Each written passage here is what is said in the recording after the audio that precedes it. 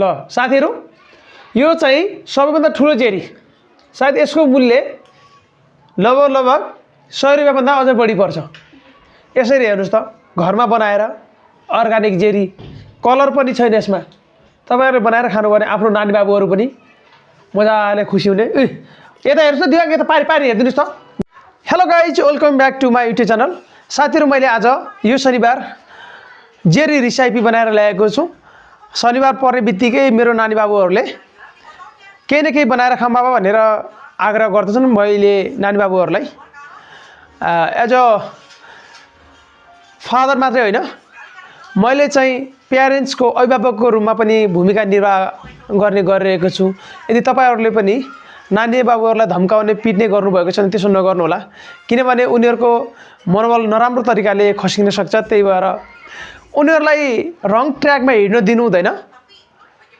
र उनीहरुलाई ओए देखाउनु पर्छ एउटा त्यही ओएमा हिडाल्यो भने उनीहरु आफै एउटा काँचो माटो आफै सेप दिइहाल्छ त्यही भएर मैले आज यो शनिबार आजको दिन जेरी बनाएर विशेष ल्याएको छु अब त्यो जेरी कसरी बनाउने म यहाँहरुलाई देखाउन गइरहेको छु लेट्स गो सबैभन्दा पहिला यसरी मैदा लाग्नु होला मैदालाई एउटा भाँडामा खनाइसकेपछि त्यो मैदा तपाईले कति जनालाई बनाउन चाहनु भएको छ मैले लगभग आधा केजीको हाराहारीमा यसलाई लगेको छु यसरी लगिसकेपछि तपाईले यसमा यो चाहिँ खाने सोडा राख्नु पर्ने हुन्छ यो खाने सोडा 1 चम्चा जति राख्दा हुन्छ अलि कम राख्दा पनि हुन्छ केही फरक पर्दैन यसरी खाने सोडा मिसाइसकेपछि हामीले यसलाई अब पानीले के पानी राखेर यसलाई मुछ्नु पर्ने हुन्छ यो खाने सोडा राख्नुको अर्थ के हो भने त्यसलाई सफ्ट बनाओस् भन्नको लागि नरम बनाओस् भन्नको लागि र केही फुलाओस् भन्नको लागि यसरी पानी राख्नु होला आफुलाई चाहे जति पानी राख्नु पर्ने हुन्छ मैले यसलाई पानी आफुलाई चाहे जति राखेको छु थप्न पनि सकिन्छ धेरै पातलो पनि बनाउनु हुँदैन यसलाई अब यसरी हामीले पानी राखिसकेपछि यसलाई हातले भयो चम्चाले चलाइदिनु पर्दछ पानी एकदमै कमी छ मैले फेरि पानी थप्छु यसरी पानी थप्दै जानु होला धेरै पानी भयो भने पनि यो राम्रो हुँदैन किनभने धेरै गिलोमा यसले त्यति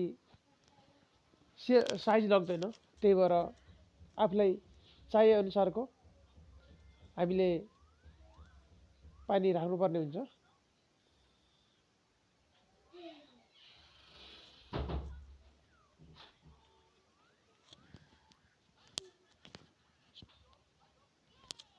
यसरी राखिसकेपछि पानी थप्दै जानु होला एकैचोटी धेरै राख्यो भने पनि धेरै पानी भएर यो लेदो चाहिँ पेस्ट धेरै हुन सक्छ त्यही भएर यसले पछि नराम्रो हुन सक्छ तपाईको जेरी चाहिँ नबन्न सक्छ यो मैले आज अर्गानिक जेरी बनाउँदै छु नानी बाबुहरुले मलाई रिक्वेस्ट गरेर अघिल्लो शनिबार मोमो खायो बाबा योपालि के खाने भनेर जेरी खानुपर्छ भन्ने योजना बनाएको हुनाले यसरी भइसकेपछि हामीले अलिकता यो चाहिँ चामलको पिठो पनि राख्नु होला 2 चम्चा जति राख्दा हुन्छ मैले 2 चम्चा राखे 2-3 चम्चा जति राख्दा हुन्छ अब यसलाई हामीले फेरि अलिकता पानी राखेर यसलाई अब हातले त्यसरी मुछिदिनु होला ताकि त्यहाँ भएका जम्मै धुलोहरु पिठोहरु जम्मै पानीमा मोइस्चराइजेसन होस् एकदमै ओसिलो होस् भन्ने तरिकाले हामीले मुछ्नु पर्ने हुन्छ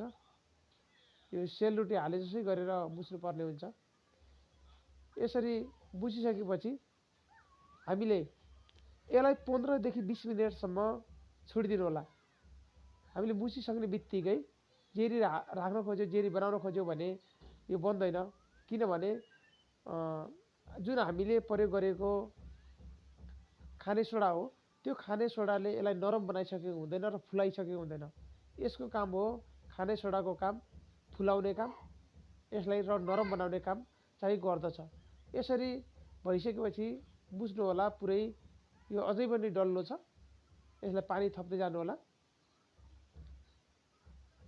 यसरी पानी थपिसकेपछि तपाईहरुले ल अहिले हेर्नुस् त यो साइजको यसरी बनाउनु पर्दछ।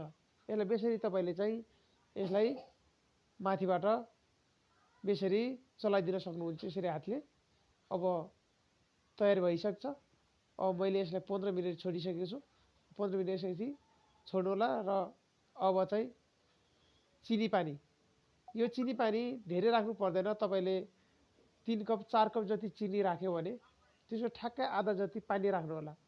हामीले 4 कप जति 1 केजी मा लगभग केजी भन्दा पनि मैले 4 कप चिनी राखे भने 2 कप जति पानी राख्नु होला।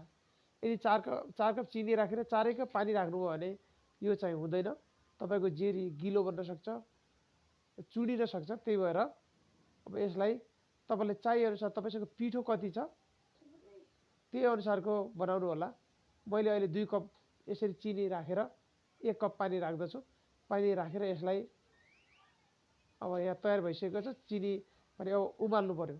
यसलाई केही समय 5 मिनेट जति उमाल्नु होला।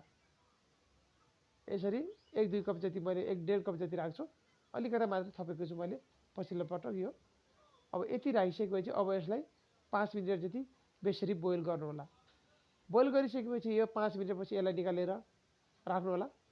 अब मैले निकालिसकेको छु र उतापट्टि अर्को कराईमा मैले चाहिँ अब तेल राख्छु। तेल यसलाई धेरै चाहिँदैन, अलिकति तेल भए पनि पुग्छ। किनभने यो धेरै डुब्नु पर्दैन, त्यो सेलरोटीको जति डुबाउनु पर्दैन। मैले अलिकति मात्र राखेँ। अब यसरी राखिसकेपछि यसलाई पनि केही समय तातिन दिनु पर्दछ। दुईटैतिर अब लगभग तयार भइसकेको छ र एउटा यसरी काट्नु होला तेलको पोका भित्र चाहिँ तपाईहरुले अब जुन पिठो छ बुझेको पिठोलाई अब भित्र राखेर अलिकति सानो प्वाल पर्ने गरी यसको एक छेउतिर अब यसरी काट्नु होला।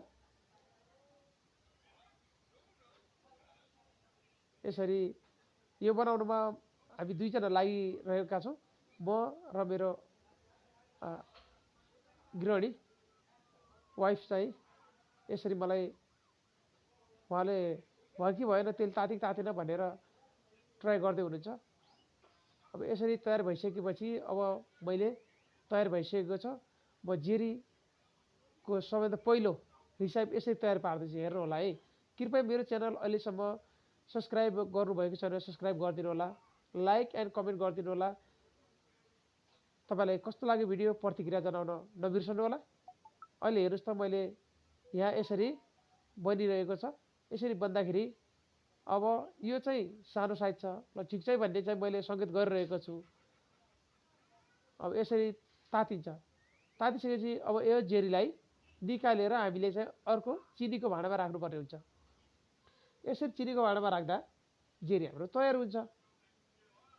समय धेरै लाग्दैन, एकदम इजी छ मेथड, घरमै बनाएर खान सकिन्छ, कलर रहित छ, कलर हामीले राख्नु पर्दैन। ल जेरी चाहिँ तयार भयो। हेर्नुस् भाँडा मसँग सानो भएको हुनाले मैले धेरै राख्न सकिनँ, धेरै बनाउन सकिनँ एकैपटक। यदि भाँडा धेरै भइदिएको भए यसमा ठुलो भइदिएको भए बनाउन सकिन्थ्यो। ल दुईटा तयार भयो। उता पारी मेडमले चाहिँ सुरु गरिसक्नुभयो खानको लागि। एकदम मिठो छ भनेर मलाई संकेत गरिरहनु भएको छ। अब यसरी जेरी तयार भइसकेपछि अब हामी खानातिर लाग्छौं। बाँकी भिडियो हेर्नु होला। साथीहरु आज हामी चाहिँ जेरी, यो सायद सबैभन्दा ठुलो जेरी हुनुपर्छ। यसको मूल्य झन्डै 100 रुपैयाँ जति पर्छ। 100 रुपैयाँ भन्दा नि अझ महँगो होला। हेर्नुस् त यत्रो जेरी, एउटा जेरी खाने बित्तिकै हामी अगाउन सकिन्छ होइन त दिवान? ल दिवान पारी ल गाइज भनिदिनुस् त। गाइज हाम्रो यहाँ जेरी खाना आउनु होला भनिदिनुस् ल। एकछिन मोबाइल बन्द गर्नुस् है। ओके ल यस्तै राखिदिनुस् है। पारी हेर्नुस् ल गाइज जेरी खाना आउनु होला भन्नुस् त। ल सबले माथि देखाउनुस् त। ल एकछिन सबले माथि देखाउनु त। यो शनिबार जेरी विशेष है त। एकदम मिठो होइन? के भन्छ कि यो खाने हो र? अगर मेरो भिडियो फोटो गरिदिनु पोस्ट गरिदिनु मेरो फोटो हाल्नु जाऊ।